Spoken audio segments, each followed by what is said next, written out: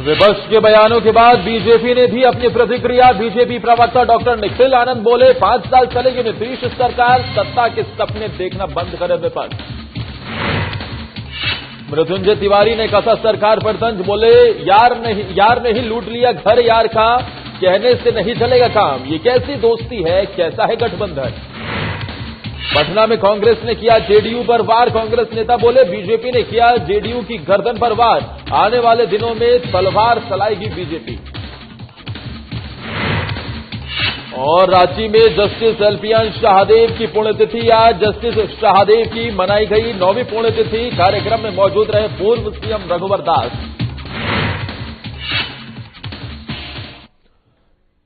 नमस्कार, खबर बिहार झारखंड में आप सभी का स्वागत है। मैं हूं आपके साथ आदर्श तिवारी। शुरुआत करते हैं बुलेटिन की। विपक्ष के बयानों के बाद बीजेपी ने अपनी प्रतिक्रिया दी है। बीजेपी प्रवक्ता डॉक्टर निखिल आनंद ने कहा है कि मुख्यमंत्री नीतीश कुमार ने जब कह दिया है कि सरकार 5 साल चलेगी तो किसी तरह का संशय नहीं है, तो विपक्ष सत्ता लोलपुता के लार टपकाना और दिन में सत्ता के सपने देखना बंद कर दे। मुख्यमंत्री और एनडीए के आदरणीय नेता श्री नीतीश कुमार जी ने जब कह ही दिया कि सरकार 5 साल चलेगी, तो अब कम से कम विपक्ष सत्ता लोलुपता के लार टपकाना बंद कर दे और दिन में सत्ता में आने के सपने देखना भी बंद कर दे। और यह बात तो सत्य है ही कि एनडीए की सरकार ने 2005 के बाद से बिहार में इतने काम किए हैं, उन कामों को अगर सही से प्रचार प्रसार किया जाए तो विपक्ष को एक एक सीट के लाले पड़ जाएंगे। और हम काम करने में विश्वास करते हैं और विपक्ष सिर्फ राजनीति, प्रोपेगेंडा और नकारात्मक माहौल खड़ा करने में विश्वास करती है। वहीं बिहार सरकार के पीएचईडी मंत्री रामप्रीत पासवान वर्षों के बाद अपने ननिहाल मुरेठ गांव पहुंचे। बता दें कि मंत्री का बचपन इसी गांव में बीता था, लेकिन कई साल बीत जाने के बाद भी वो अपने ननिहाल नहीं पहुंचे थे। मंत्री ने बचपन के मित्रों के साथ समय बिताया और उनका हालचाल पूछा, तो वहीं मुरेठ गांव के दर्जनों लोग मंत्री को देखने के लिए उमड़ पड़े।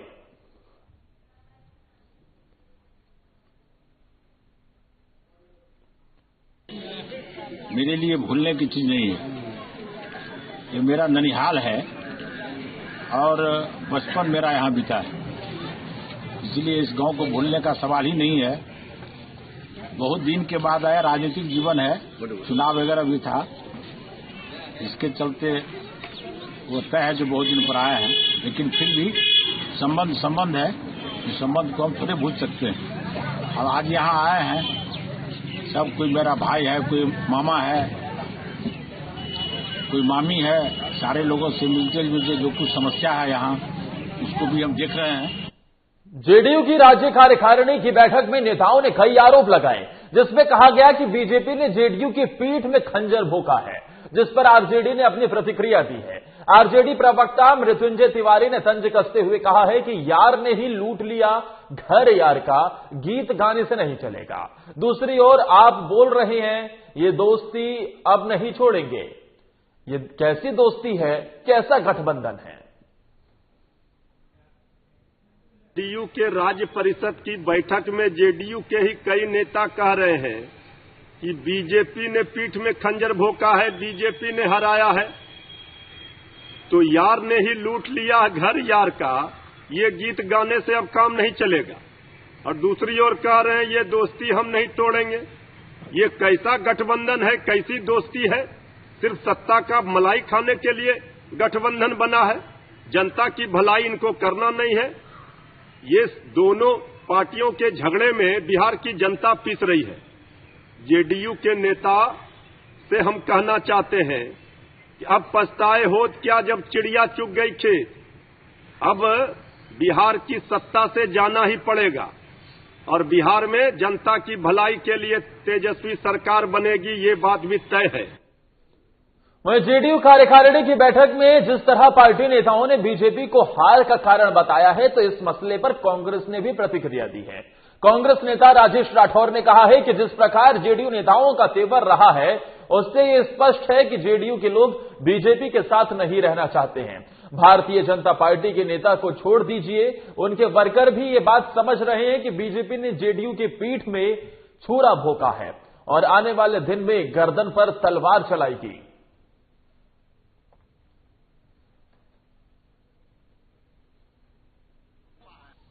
जेडीयू की राज्य परिषद के बैठक में जिस प्रकार से जेडीयू के प्रत्याशियों ने भारतीय जनता पार्टी पर अपने हार का ठिठुरा फोड़ा है, जिस प्रकार से उनके प्रत्याशियों का तेवर रहा है, इससे स्पष्ट है कि जनता दल के लोग भारतीय जनता पार्टी के साथ नहीं रहना चाहते, क्योंकि भारतीय जनता पार्टी के नेता तो छोड़ दीजिए, उनके वर्कर भी समझ रहे हैं कि भारतीय जनता पार्टी जेडीयू के पीठ में छुरा घोंपा है।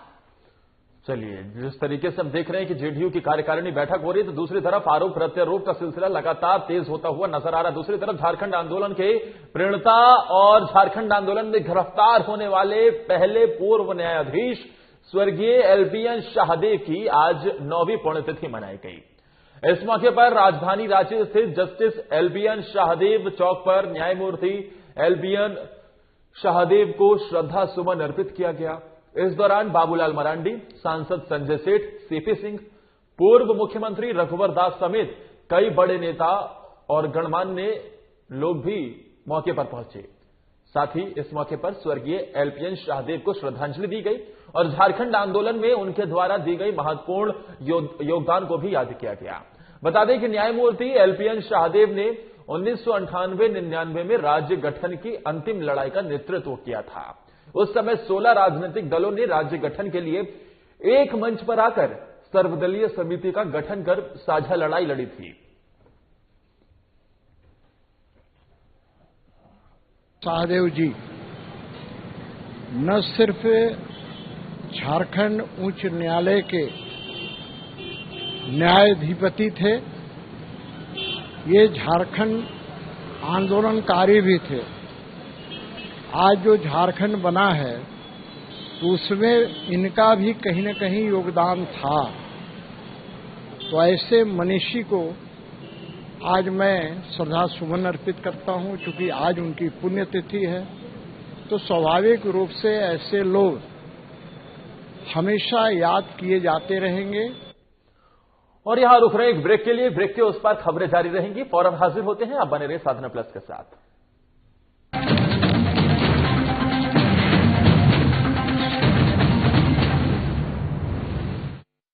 मैं हेमंत सोरेन सत्यनिष्ठा से प्रतिज्ञान करता हूं कि मैं विधि द्वारा स्थापित भारत के संविधान के प्रति सच्ची श्रद्धा और निष्ठा रखूंगा। शपथ ग्रहण के कुछ घंटे बाद ही मंत्रिपरिषद की बैठक और जिस पत्थलगड़ी ने राज्य को अशांत कर रखा था, उसका समाधान हुआ। हजारों ग्रामीणों पर दर्ज प्राथमिकी वापस लेने का आदेश जारी। महिलाओं के खिलाफ हुए अपराध की त्वरित सुनवाई के लिए 22 फास्ट ट्रैक कोर्ट के गठन को मंजूरी। गरीबों के असाध्य रोगों के बेहतर इलाज हेतु 5 लाख तक की सरकारी मदद को अमली जामा पहनाया गया। जरूरतमंदों को भोजन उपलब्ध कराने के लिए 595 मुख्यमंत्री दीदी किचन, मुख्यमंत्री विशेष किचन, 1300 दाल भात केंद्र, राज्य भर के अस्पतालों में isolation ward, Covid ward, oxygen युक्त बेड, आईसीयू, वेंटिलेटर और संक्रमण के जांच की व्यवस्था हुई। अब जरूरत थी प्रवासी श्रमिकों को वापस लाने की। देश में सबसे पहले यहीं से पहल हुई और 484 श्रमिक एयरलिफ्ट 8.50 लाख श्रमिक भाइयों को श्रमिक स्पेशल ट्रेन से वापस लाया गया। 25 करोड़ मानव दिवस का सृजन एवं 20,000 करोड़ पारिश्रमिक देने के लक्ष्य के साथ योजना लागू की गई। श्रमिकों की मेहनत को सम्मान प्राप्ति के लिए बीआरओ से एमओयू हुआ और देश की सीमा पर सड़क निर्माण में संलग्न हुए। झारखंड की भावना को प्रतिबिंबित करने वाले राज्य के नए प्रतीक चिन्ह का अनावरण हुआ। महिला सशक्तिकरण की दिशा में फूलो झानो आशीर्वाद योजना के जरिए शराब हड़िया के निर्माण और बिक्री में शामिल महिलाएं अपने जीवन में बदलाव की प्रेरक कहानियां कह रही हैं। 26,000 सखी मंडल की बहनों को बैंक लिंकेज के माध्यम से 370 करोड़ एवं 111 कुशल नर्स को देश के बड़े अस्पतालों में नियुक्त किया गया। इस कड़ी को और सशक्त करते हुए 22 युवतियों को कपड़ा उद्योग में नौकरी दी गई। खेल के क्षेत्र में विश्व भर में परचम लहराने वाले झारखंड को 20 साल बाद 24 जिला खेल पदाधिकारी मिले, उनकी नियुक्ति सुनिश्चित हुई। इस तरह झारखंड अपने सीमित संसाधनों के साथ विकास के सभी सोपान तय कर रहा है ताकि राज्य की समृद्धि एवं समावेशी विकास की परिकल्पना को साकार किया जा सके।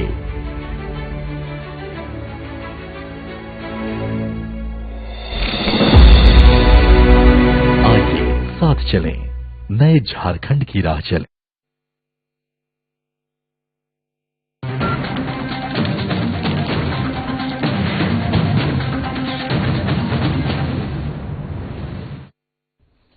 ब्रेक के बाद स्वागत है आपका। बढ़ते हैं आगे, बात पटना की करते हैं, जहां से पटना से सटे नौबतपुर में 2 लोगों की हत्या का मामला सामने आया था। पुलिस ने गाड़ी मालिक और उपचालक का शव बरामद किया है। मामले की सूचना पुलिस को दे दी गई है। मौके पर पहुंचे पुलिस ने छानबीन शुरू कर दी है।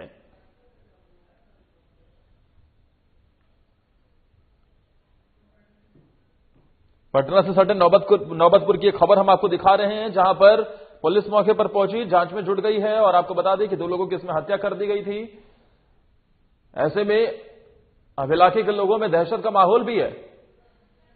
अपराधियों के हौसले को जिस कदर बुलंद है, देखिए ड्राइवर और कंडक्टर की हत्या से इलाके में हड़कंप मचा हुआ है और पुलिस मामले की जांच में जुट गई है। राजधानी पटना से सटे नौबतपुर की एक घटना।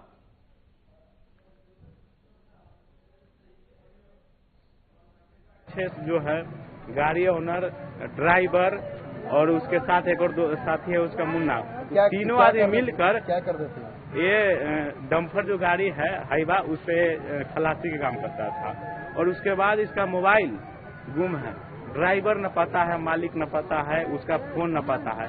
हमको तो लग रहा है कि इसको जो है कि इसमें सबसे पहले इसका मालिक का यहाँ था। गाड़ी पालीगंज का है, बैकुरा शायद बोलता है, बजरंगी सिंह नाम है कुछ सही, हम प्रॉपर नाम नहीं जान रहे हैं सही। अब उसका ड्राइवर ही न पता है, उसका मोबाइल भी ऑफ है। गोड्डा के देवंधा में बालू संबंधी मामले को लेकर हुए विवाद में आरोपियों ने राजकुमार यादव को बालू माफियाओं ने उसकी हत्या कर दी।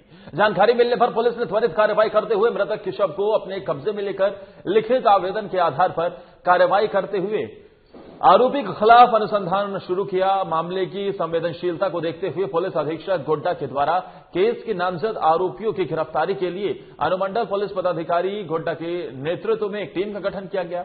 गठित टीम के द्वारा मिली सूचना के आधार पर आरोपी प्रीतम चौधरी ग्राम देवंधा से गिरफ्तार किया गया। पूछताछ करने पर उसने मामले में अपनी संलिप्तता स्वीकार की है। वहीं इस मामले में पुलिस अधीक्षक ने प्रेस कॉन्फ्रेंस कर मीडिया को जानकारी भी दी।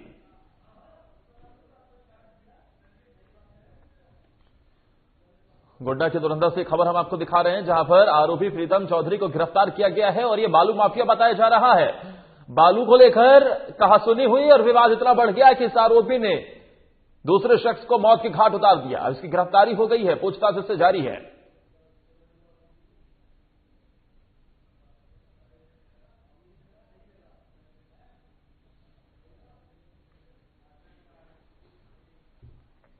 वैसे तो शेखपुरा का संस्कार स्कूल अपनी पहचान को लेकर पहले से ही काफी चर्चा में रहा है। उसी कड़ी में संस्कार स्कूल को मान्यता मिलने पर स्कूल के शिक्षक और छात्रों में खुशी का माहौल देखा जा रहा है।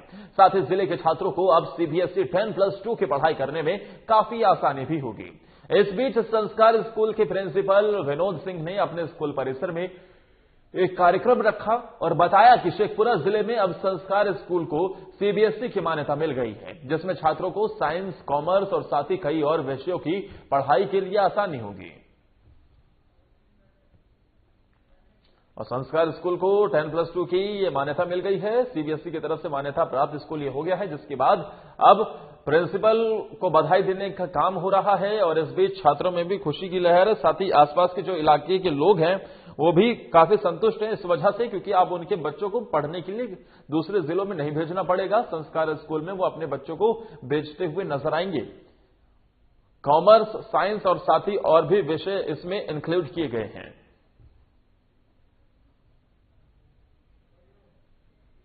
सहयोग से प्यारे बच्चों का भी हमें सहयोग मिलता है।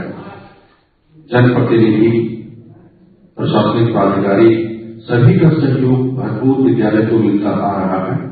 उम्मीद है कि यही सहयोग हम सभी लोग बनाए रखें। उसी की एक कड़ी है कि अब आपके जिले के लिए, आपके शहर के लिए गौरव क्षण होता है कि आज इस विद्यालय को सीबीएसई बोर्ड ने 10+2 यानी कि इंटर तक की मान्यता प्रदान कर दी है।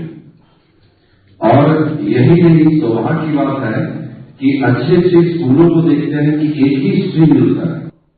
और वक्त एक और ब्रेक का हो चला है।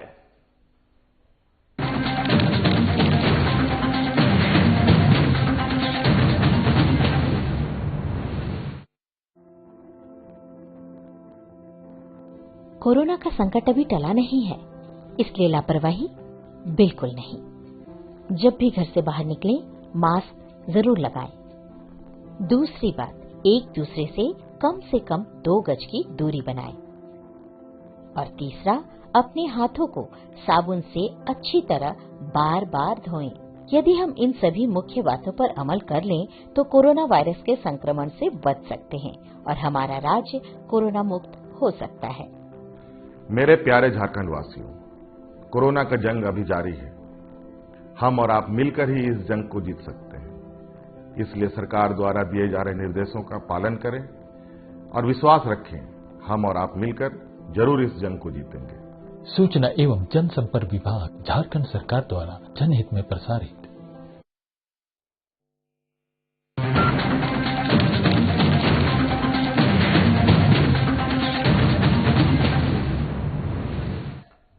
उत्तर बिहार की लाइफलाइन के रूप में प्रसिद्ध राजेंद्र सेतु पर अब हल्के व्यावसायिक वाहनों पर पाबंदी हटाने की वाहन मालिकों की मांग तेज हो गई है। राजेंद्र सेतु पर व्यावसायिक परिचालन पर पाबंदी से उत्तर बिहार में लाल बालू की घोर किल्लत पैदा हो गई है। साथ ही वाहन मालिकों की आर्थिक हालत भी दयनीय होती जा रही है। इस बाबत हाथीदह के तारा देवी हाई स्कूल में आज वाहन मालिकों की एक आपात बैठक बुलाई गई। इस बैठक में वाहन मालिकों ने एक स्वर से राजेंद्र सेतु पर हल्के व्यावसायिक वाहनों का परिचालन तत्काल शुरू करने की मांग की है। साथ ही बैठक में बिहार पुलिस के भ्रष्ट रवैये की घोर निंदा करते हुए बालू व्यवसायियों से अवैध वसूली पर भी रोक लगाने की मांग की गई। वाहन मालिकों ने मांग पूरी नहीं होने पर आंदोलन की धमकी भी दी है। राजेंद्र सेतु की जर्जर अवस्था को देखते हुए रेलवे ने व्यावसायिक वाहनों के परिचालन पर पाबंदी लगा दी है, जिसके खिलाफ वाहन मालिकों की लामबंदी हो रही है। वाहन मालिक हल्के व्यावसायिक वाहनों को पर पाबंदी हटाने की मांग को लेकर ये विरोध प्रदर्शन करते नजर आ रहे हैं। एकजुट होकर एक स्वर में हल्के व्यावसायिक वाहनों के मालिक सरकार से तत्काल राजेंद्र सेतु, जिसे कि उत्तर बिहार का लाइफलाइन कहा जाता है, उस पर परिचालन शुरू करने की मांग कर रहे हैं। लेकिन हालत जर्जर होने की वजह से रेलवे की तरफ से इस पर रोक लगाई गई, क्योंकि किसी भी तरीके की दुर्घटना वहां ना हो, दुर्घटना से बचा जा सके, इस दिशा में एक कदम उठाया गया। लेकिन दूसरी तरफ व्यावसायिक यानी कि जो कमर्शियल वाहन है, उनके जो मालिक हैं, वो अब इस नियम पर पाबंदी हटाने की मांग करते हुए नजर आ रहे हैं। इस नियम को वापस लेने की मांग कर रहे हैं।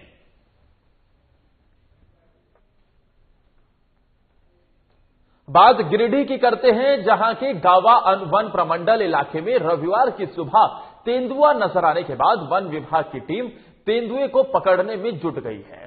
रेंजर अनिल की माने तो गावा के भीमतारी जंगल में ग्रामीणों ने जंगली सुअर को पकड़ने के लिए जाल बिछाया था, लेकिन इस जाल में तेंदुआ फंस गया। जानकारी मिलने के बाद रेंजर अनिल कुमार तेंदुए के रेस्क्यू में भी जुट गए हैं। फिलहाल तेंदुए ने अभी तक किसी को किसी तरह का नुकसान वहां पर नहीं पहुंचाया है। देखिए, वन विभाग इसे पकड़ने की कोशिश में जुटा हुआ है। दरअसल एक जाल बिछाया गया था जंगली सुअर को पकड़ने के लिए, लेकिन सुअर तो आया नहीं, तेंदुआ उसमें जरूर फंस गया। अब इसी को देखते हुए तेंदुए ने अभी तक किसी को नुकसान तो नहीं पहुंचाया है, लेकिन वन विभाग तेंदुओं को पकड़ने के लिए लगातार रेस्क्यू ऑपरेशन चला रही है।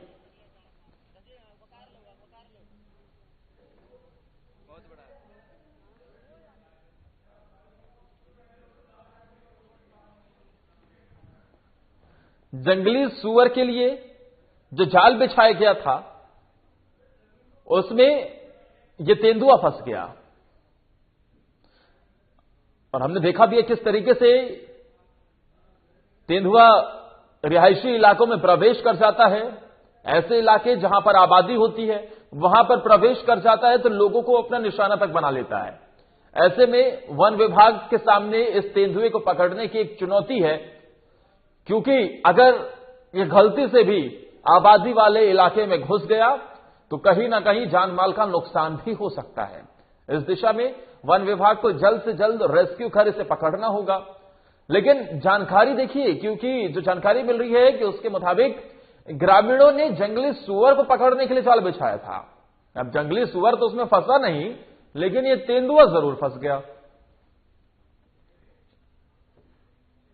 वहीं मेसर्स राम सुंदर इंडेन खगड़िया ग्राहक दिवस मनाया गया, जिसके शुभ अवसर पर खगड़िया प्रखंड के राजमाड़र उत्तरी में समारोह का आयोजन किया गया, जिसमें ग्राम पंचायत राजमाड़र उत्तरी के सैकड़ों उपभोक्ताओं के साथ साथ पंचायत की मुखिया रागिनी कुमारी ने भी हिस्सा लिया। साथ ही उपस्थित सभी ग्राहकों को ग्राहक दिवस के मौके पर शुभकामनाएं भी दी गई।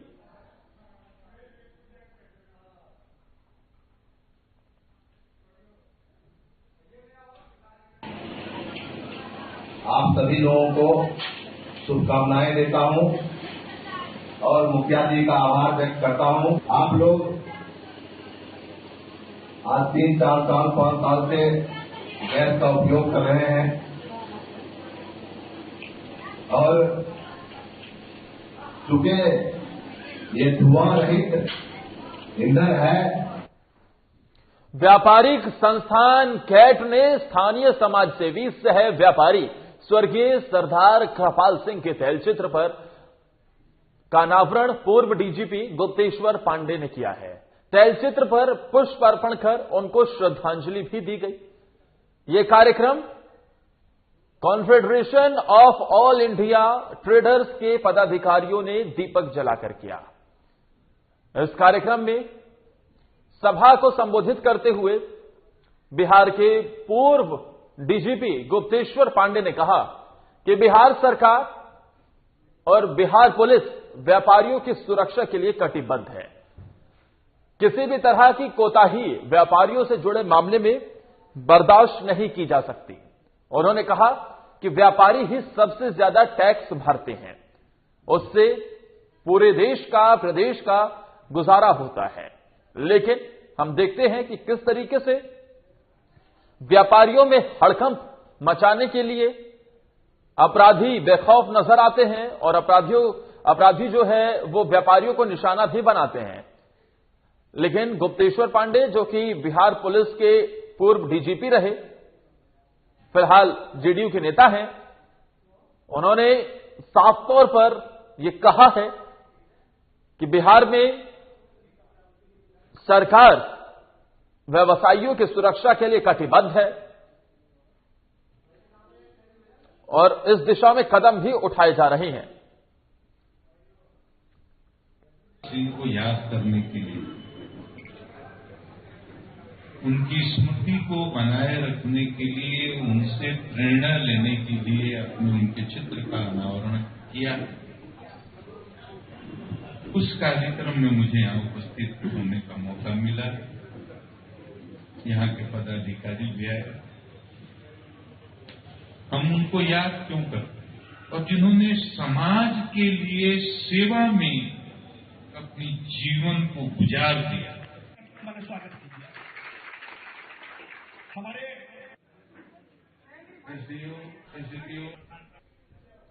वहीं कैमूर जिले का शिक्षा विभाग नित्य नए कारनामों के लिए चर्चा में रहता है। फिलहाल एक शिक्षिका से शिक्षा विभाग के कर्मी का 1 लाख रुपए घूस मांगते हुए ऑडियो क्लिप बहुत तेजी से वायरल हो रहा है।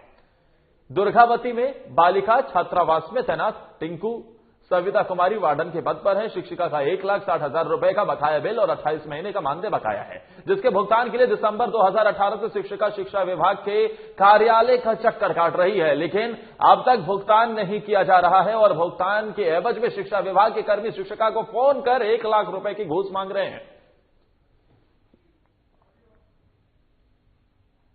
हेलो, हाँ प्रणाम सर। हाँ प्रणाम।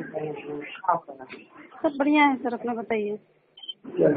अपना भी ठीक है, बस है, कोई डिसीजन नहीं ना है? ना सर, डिसीजन तो जो है तो है ही। अब पास में जरा सा इलेक्शन वाला ड्यूटी ट्रेनिंग है ना, वो तो ठीक है। तो मतलब कुछ बताइए, तब हम अगला तो क्या डिसीजन आप उसमें क्या ये कर रही हैं, सोच रही हैं? मैं सोच यही रही हूँ सर कि असंभव है ना सर, 1 लाख रुपया में कहाँ से ला के दूँ? नहीं सही, हाँ आप ही की बात है। आप उसमें कुछ बोलिएगा तब ना हम अगला कहेंगे नहीं, ऐसे उन्होंने कहा था। इतना उनको बोल दीजिए कि इतना से करें जितना कि संभव हो। उसको जो बोलना था वो बोल दिया, हमरा से बात किए थे जी। हाँ, तब वो बोला कि तब उनसे ओपिनियन ले लीजिए, उसमें फिर अपना जो भी करना है किस सीजन में कर लीजिएगा तो फिर अच्छा रहेगा। जानते हैं सर, जो चल रहा है सब जगह कि जितना इतना का वो लोग सब लोग बनाता है उतना देता है जमा, तो ऐसा तो हम किए, मुझे पता होता ना सर कैसा करना है तो हम किए हुए होते हैं। अब उस पर देखिए ना, हम आपको बताए उस पर चर्चा ही नहीं करना है। हाँ मैं तो जान गई, ये सब निचोड़ है। हाँ मैं भी यही चाह रही थी। बस जब मेरे पेपर में कोई दिक्कत नहीं है, कहीं कोई दिक्कत नहीं है, तो मुझे ये देना है तो किस लिए देना है? जो भी आप मन में आता है कि हम ये हो सकता है, हम तो बोलेंगे करना होगा, ठीक है, तो तू अपना काम करेगा, आप अपना काम। नहीं करना होगा तो सर मान लिया ठीक है, इस डर से हम करें कि मेरा कोई दिक्कत हो कागज में, तो कागज में कोई दिक्कत है नहीं, शुरू से प्रॉब्लम नहीं आएगी। नहीं आएगी, नहीं कोई कागज में दिक्कत। सुन रहे थे आप ये ऑडियो क्लिप जिसमें वार्डन से